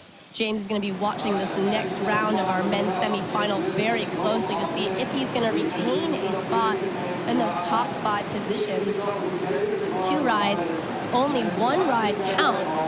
All the pressure is on here as we've got our next heat, Dave Mcclure of Ireland, Seb Devred of France, Tom Donnelly of France, Dane Jackson, and our reigning world champion, Kim Fontenay-Masso. Yeah, we saw Kim yesterday lay down a huge ride of 1,500 points. And in prelims, Dane was also scoring around 1,500 points a ride. So we know that those guys can really throw down some huge scores that actually is about triple what we saw the average score being in that first round of the semi-finals. But that's not to say anything. We heard Pringle explaining how it's a slightly trickier level this morning. And so now we're starting out this second half of the semi-final with Dave Mcclure from Ireland. These guys maybe having the slight advantage of having watched how the 5 men before those rides went and having to then make their decisions of how to adapt or not adapt their ride, or just trust their skills, trust their training that's brought them to this point. Dave with a beautiful lunar orbit there as he spins it back around, so far staying in the feature. Yeah, I mean, that's definitely a big part of the challenge here. Now getting that phonics monkey. So far, Dave not looking at all flustered by the different level, if that is indeed the case. Yeah, Dave really proving himself to keep his place among the top paddlers here this year. Looking for that lunar loop, maybe getting some air, a huge bonus. One of those trophy moves. It's just so much fun to see. Well, that is more like what we were expecting to see today. That is it. That right there is exactly what we want to be seeing. Getting us all hyped up for tonight's finals. Great first ride by Dave Mcclure of Ireland. Yeah, he's definitely looking pretty strong out there. Dave spending a lot of time also in Nottingham, really working hard to train up. I know watching some of his rides at the Galway Fest in Ireland this year was just so impressive to see.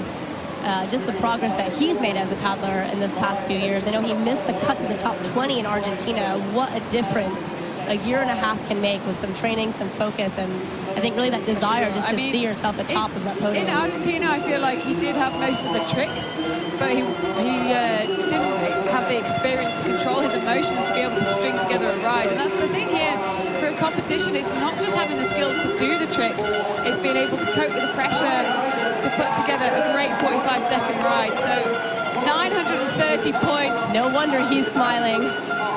Sticking him right up at the top there. That is so far the best ride we've seen today, and that does confirm his place in the finals. So remember, if you go into the top 5 now, you have confirmed your place in the final later. Wow. And now we've got Seb Devred, I believe a former C1 world champion, possibly a K1 world champion. This is a guy that has been atop the podium multiple times in multiple disciplines. He is a technical magician, a technician. So we're looking for that entry McNasty. Yeah, he's another paddler that is really nice to watch. He has such a nice, smooth style. He gets great air, what seems to be out of nowhere. Sure, you could see him do that first McNasty. He decided it wasn't quite perfect enough, went back and did it again, then went right for the other side. looking for a tricky woo. Seb looking for maybe that split to lunar move up, going for the other tricky woo there as he tries to bring it around. He's going to know exactly what points he needs to make it into this final round. Yeah, looking now to link together some cartwheel moves, some cartwheels and split wheels. The French actually, in their domestic system, have a slightly different scoring system that really rewards doing good vertical cartwheels. So you see a lot of these French paddlers, when they do a cartwheel, they really do a cartwheel. They do a cartwheel that is really impressive to see. I think Seb, when Seb does tricks, I mean, it's like the trick gets done. You know, right. He's just really, look at that, just execution as he lays back, bringing the boat over the top so vertically, so powerfully, rocking that trademark, is it Garth Gath surf helmet? Yeah. It makes him a bit more mysterious, doesn't it? You never know what he's thinking. You can imagine what he's thinking right now, though. Yeah, he's like, tell me my score. Was it enough? Was it enough? 636 points for that first ride. That should put him in a 4th place position right now.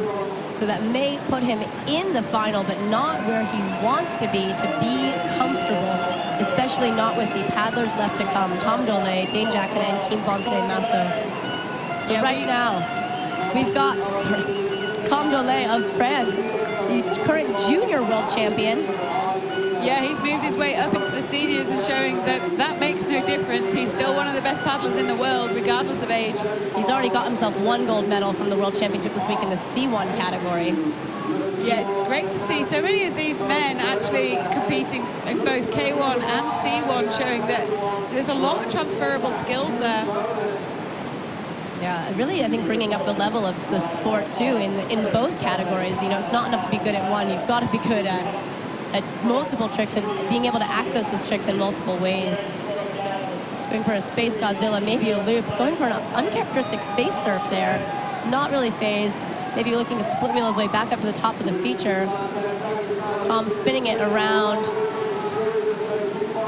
Looking for the tricky woo, using that shoulder to help the rotation. How did he do that? Going for it again. Tom, just a really fun paddler to watch. He always looks like he's just actually out there enjoying himself, having fun in the feature, every trick he does. Yeah, yesterday in the quarterfinals, we had a slightly different setup, so we had 3 rides, and their best 2 counted.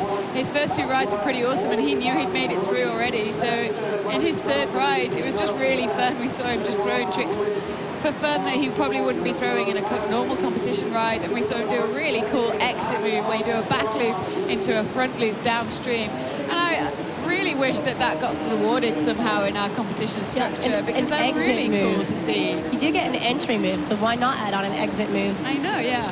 I mean, it might be quite difficult to differentiate some exit moves from just flushing off a feature. Maybe that's why it's not in the system. That would make sense. I'm sure Tom's mom, Val, and Dad Bruno are watching the scores right now, as well as many of his mentors over the year.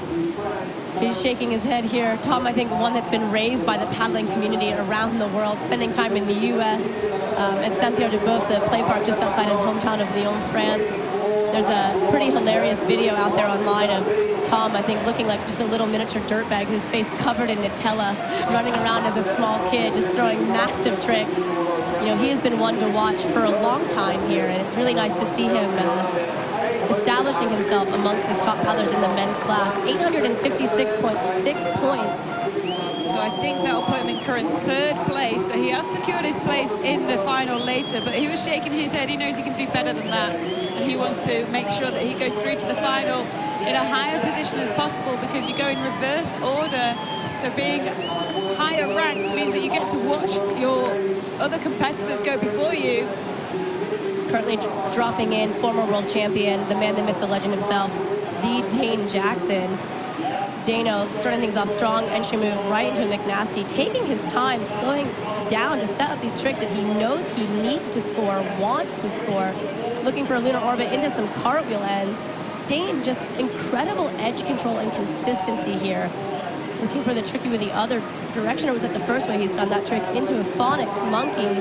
Getting nice big air on that as well, trying to get the certainly the air bonus, but maybe looking for the huge bonus from the judges as well as he goes into that front loop. You can see just the control as Dane tapped the bottom and just actually used it to power his loop rather than letting it bother him. Just flushing off with only 4 seconds left. He's going to wave that off. Dane showing why he is often the man to beat here with that smooth, consistent ride. Yeah, that was a pretty strong ride from Dane. I mean, I feel like we can see him go bigger, and we certainly will in the final, because I have no doubt we'll still see Dane in the final later. As you said, 2 rides here in semifinals. Only 1 ride counts. This is maybe the most stressful round for any athlete, knowing that there is just almost no window for missed opportunity to secure your place in that final. Yeah, and each of these guys, they're not going to want to be sitting on the bleachers watching that final. They want to be paddling in it. So really, it's all or nothing right here, right now. And you can't win a medal sitting on the bleachers, and that's the thing. That is the truth. I think it's one of the crazy things about being an athlete here, though, is how much you invest your own emotions. Oh, 1,070 points. There we go. Dane Jackson topping the leaderboard. He is definitely into the final. Yeah, as I said, I didn't have much doubt we'd be seeing him later today. That means his next ride might just be for fun, but right now the pressure is on our reigning world champion sporting that pink bib 001, local hero Kim Fontenay-Masso. Yeah, he's been using the hashtag #DefendingBib1 on Instagram. That's pretty crack up.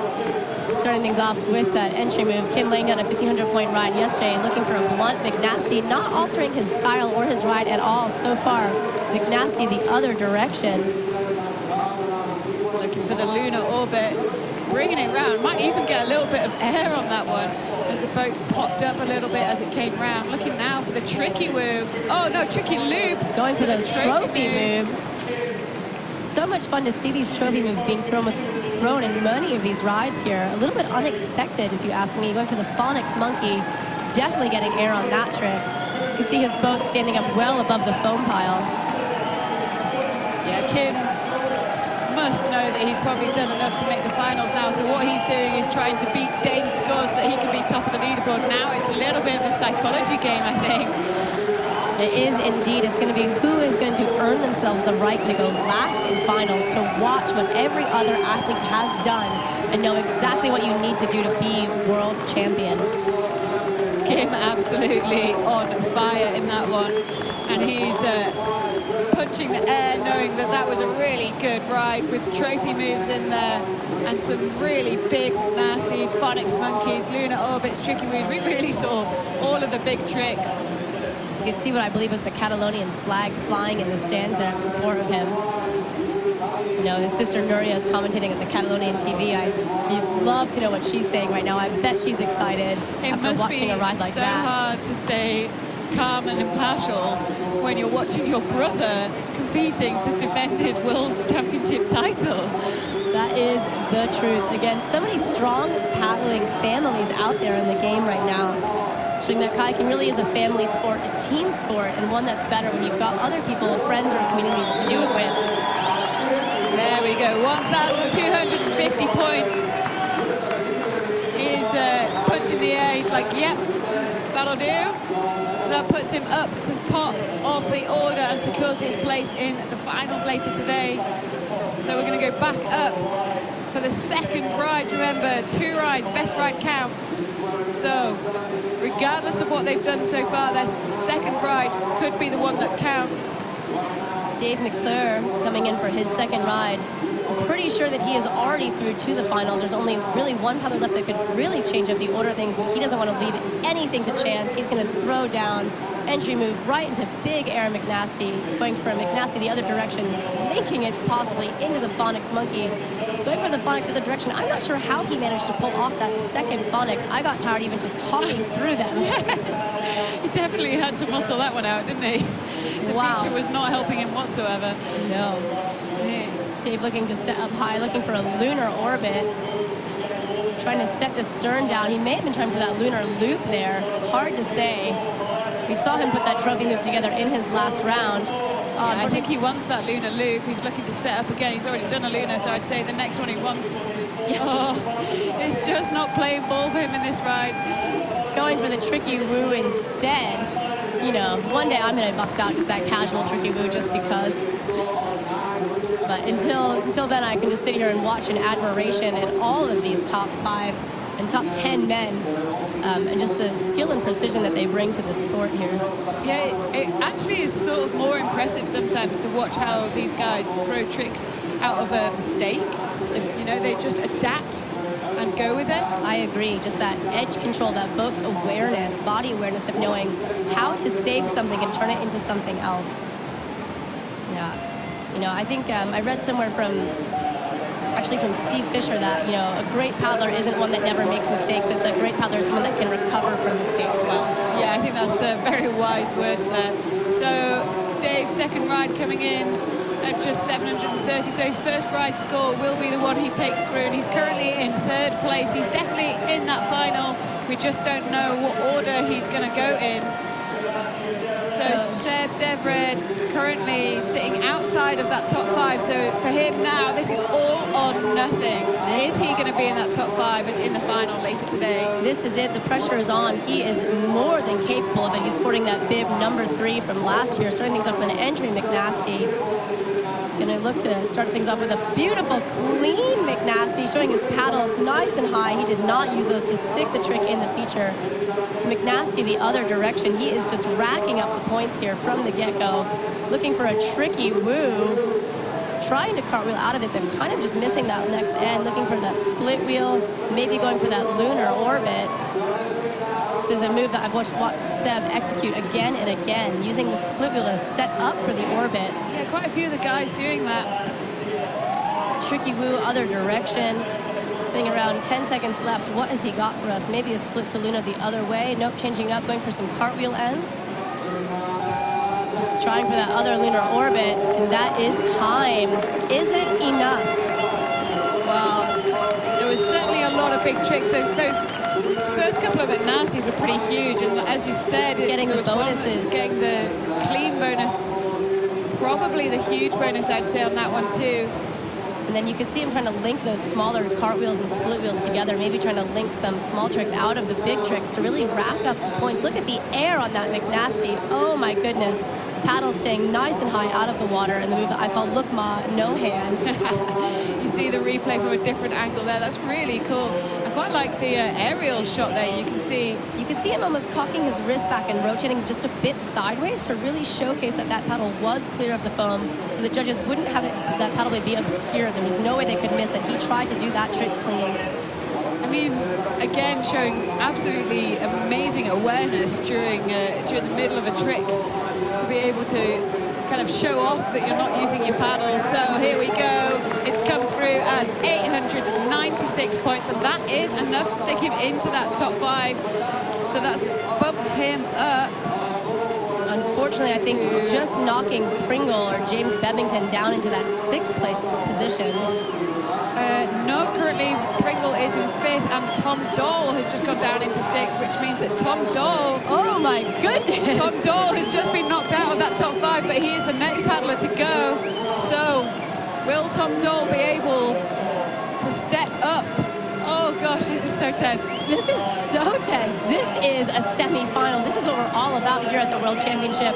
Pressure on, every ride counts, every second of every ride going to count. Looking for a McNasty, maybe trying to clean it, but not quite recovering it. Going for a McNasty the other direction. Tom setting up, taking his time, looking for a lunar orbit. Yeah, Tom always just looks so relaxed. I mean, right now, he's fighting for getting into the World Championship final, and he just looks like he's out for a play with his mates. I know, going for a lunar orbit the other direction, maybe setting that stern down backwards, we're not sure. Trying for a tricky woo. That looked absolutely perfect to me as he smacks his stern, and as you said, somehow still manages to recover from that mistake and stay in the feature. 3 seconds left. What is it going to be? A big loop, maybe a space guzzle the other direction. Oh my gosh, this is going to be so close. So here we have a bit of a live tally of the scores as they're going through. The scores are going up and down as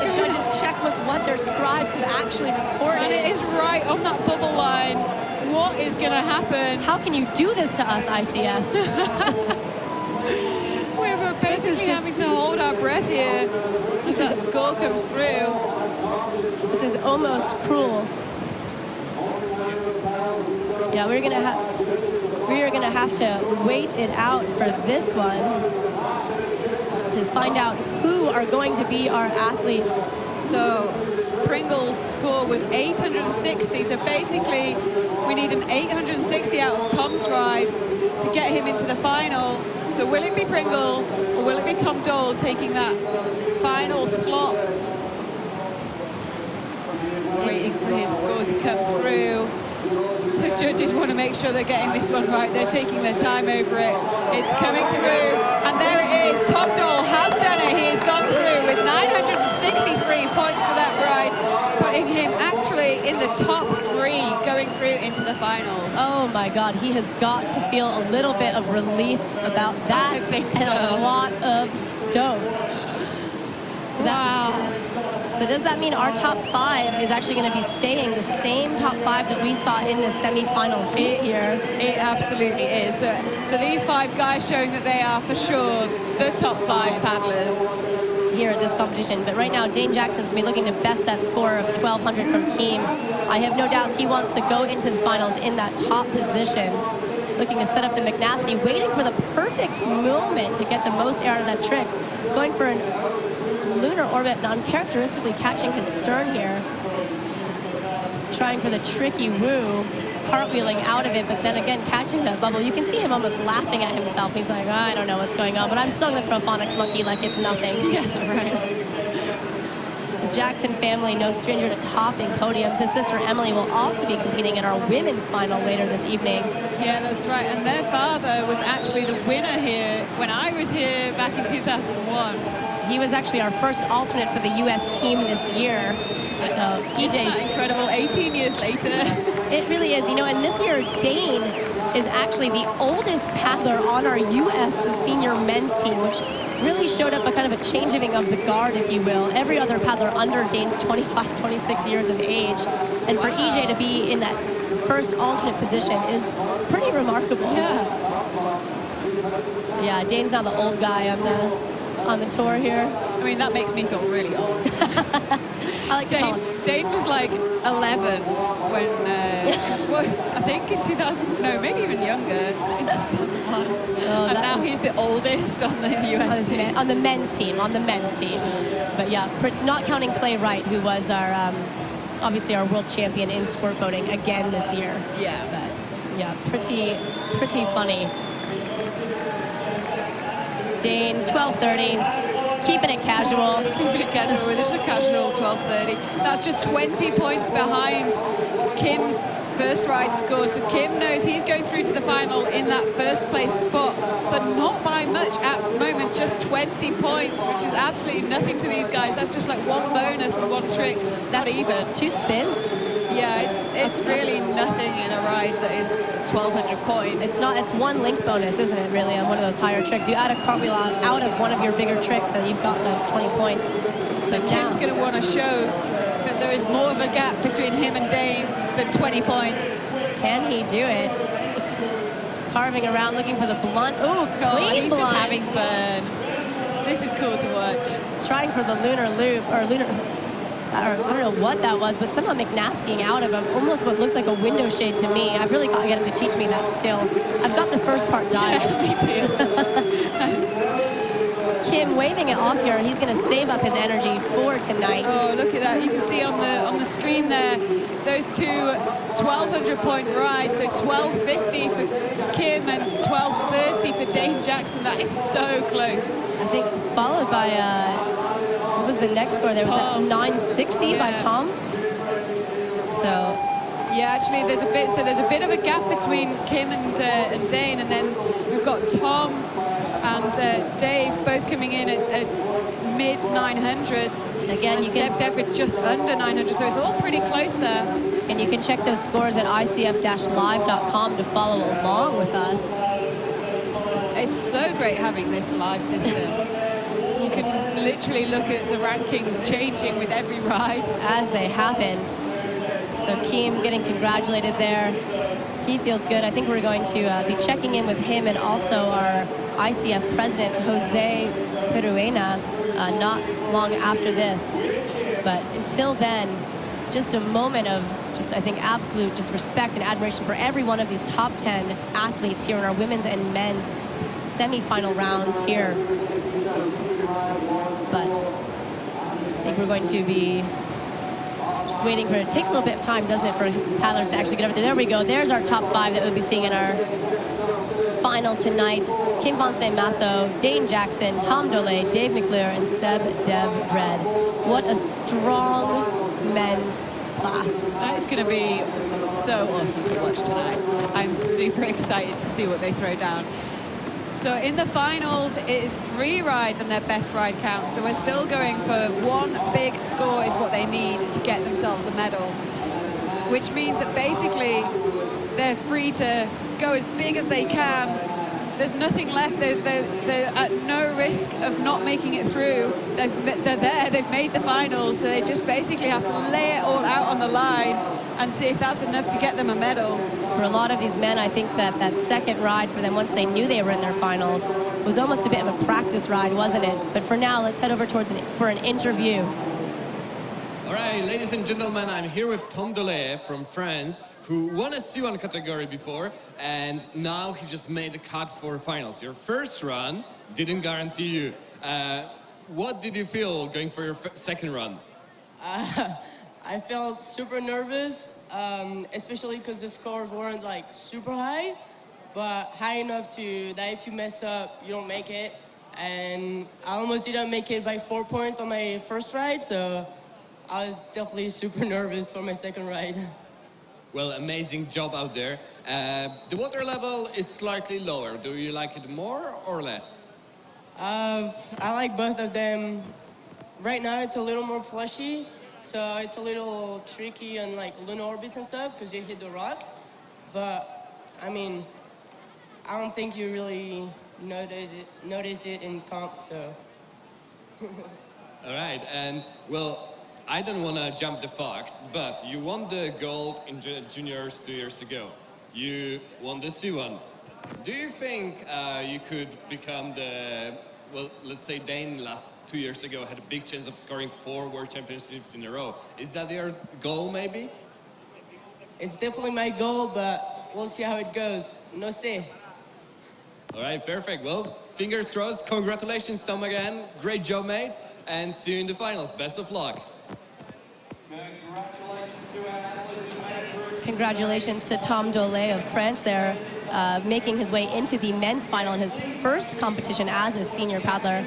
Again, he'll be joining Dave Mcclure, Seb Devred, Dane Jackson, and Kim Fontaine-Masso this evening in the men's final. Our women's final is going to be kicking off this evening at 9:30. You'll be seeing Zosha Tula, Anne Hubner of Germany, Marlene Devier of France, Emily Jackson of the USA, and Hitomi Takao of Japan. So we have a lot more to come your way later this evening. Again, kicking off at 9:30, followed shortly by the men's final at 10:25. Lowry, what are you going to be most excited about? Oh, before I ask that question, we're going to head for an interview with the ICF president, Jose Peruena.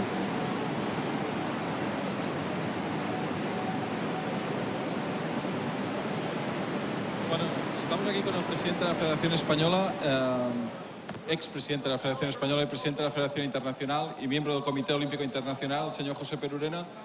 Presidente, primeras impresiones después de las semifinales y qué esperamos para esta noche. Hombre, yo espero que se repita la situación de hoy, esta noche en la final, para celebrarlo, ¿no? Porque los atletas que están compitiendo aquí en el freestyle tienen un nivel increíble, son atletas que esta disciplina no está en los Juegos Olímpicos, pero podía estar perfectamente porque el nivel es muy alto.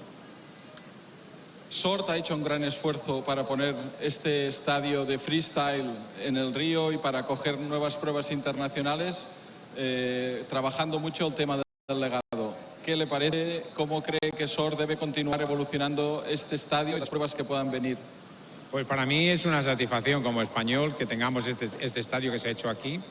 Si volvemos atrás, en el 92 tuvimos la sede de Urgel, que hoy es un referente, y estoy seguro que en pocos años Sor será un referente sobre el estilo libre y las aguas bravas, porque a Sor se lo merece. Desde que empezó el rally hace más de 70 años, Sor merecía una instalación como esta. Y última, para la gente que nos está viendo y que nos ve por la tele, sobre todo, cómo les invita a que vengan a vernos esta noche y que vengan a ver el espectáculo que habrá esta noche aquí en Sor. Hombre, yo creo que después de las semifinales que hemos visto ahora, y que el español, catalán y de esta tierra puede ser campeón del mundo, es importantísimo que estén con nosotros para que le apoye. Muchas gracias, presidente. A ti. Thank you very much for that, Jose. I know that I, for one, am very much just like him, looking forward to this finals tonight. Lowry, how about you? Oh, I cannot wait to see what these guys and girls are going to throw down in the finals. We've basically seen them holding back a little bit through this competition just to make their way through to the finals, so it's going to be incredible to watch under the spotlights this evening. That's right, and nighttime finals kicking off for the women at 9:30 here in Spain, 10:25 for the men. I'm Anna Bruno with Lowry Davis. Thank you so much for joining us this morning at the 2019 ICF Canoe Freestyle World Championships here in Sort, Spain.